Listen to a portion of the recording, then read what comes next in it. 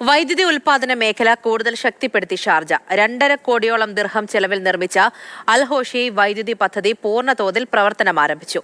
കുടിവെള്ള വിതരണം ശക്തിപ്പെടുത്തുന്ന പദ്ധതിക്കും Sharjah electricity and water authority തുടക്കം കുറിച്ചു. കൊടും ചൂട് അടുത്തെത്തി നിൽക്കുമ്പോഴാണ് കുടിവെള്ളവും വൈദ്യുതിയും തടസ്സപ്പെടാതിരിക്കാനുള്ള ഷാർജയുടെ ജാഗ്രത. ഇതിന്റെ ഭാഗമായി നിലവിലുള്ള വൈദ്യുതി പദ്ധതികളിൽ ആവശ്യമായ അറ്റകുറ്റപ്പണി പൂർത്തിയാക്കി. പ്രധാന പദ്ധതികളിലൊന്നായ അൽ ഹോഷി വൈദ്യുതി പദ്ധതിയിൽ നിന്നും പൂർണ്ണതോതിൽ വൈദ്യുത ഉൽപാദനം ആരംഭിച്ചു.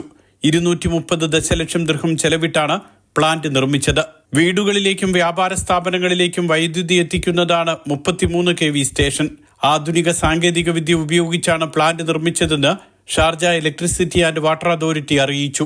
ഉപഭോക്താക്കൾക്ക് തടസ്സമില്ലാതെ വൈദ്യുതി ഉറപ്പാക്കുകയാണ് ലക്ഷ്യമെന്ന് സേവാ ഡയറക്ടർ ഹമദ് അൽ തുനൈജി വ്യക്തമാക്കി. 133 മേഖലകളിലെ വൈദ്യുതി വിതരണ പദ്ധതികളിൽ നവീകരണ പ്രവർത്തനങ്ങൾ പൂർത്തീകരിച്ചു. കൽബയിൽ 2.44 കോടി ദിർഹത്തിന്റെ പദ്ധതികളാണ് പൂർത്തിയാക്കിയത്. ഇക്കൊല്ലം 6 പദ്ധതികൾ കൂടി കൽബയിൽ പൂർത്തിയാക്കും. 3200 താമസ വാണിജ്യ കേന്ദ്രങ്ങളിൽ പുതിയതായി ജലവിതരണം ആരംഭിച്ചതായും സേവ അറിയിച്ചു. Mathrubhumi news, Dubai.